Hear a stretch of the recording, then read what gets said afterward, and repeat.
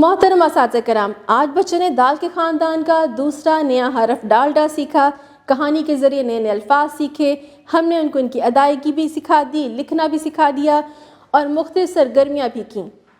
آپ بھی کمرہ جماعت میں مختلف سرگرمیوں کے ذریعے اس حرف کا تعارف کروائیے۔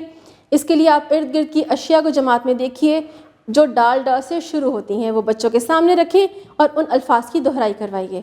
اس کے علاوہ لکھنے کی پریکٹس ضرور کروائیے، ہوا میں لکھنا سکھائیں، ریت پہ لکھنا سکھائیں اور کتاب میں ضرور اس کی مشق کروائیے۔ اس کے علاوہ اسٹیم ایجوکیشن کی سرگرمیاں بچوں کو ضرور کروائیے۔ اب میں آپ کو بتاتی ہوں کہ وہ سرگرمیاں کون کون سی ہیں۔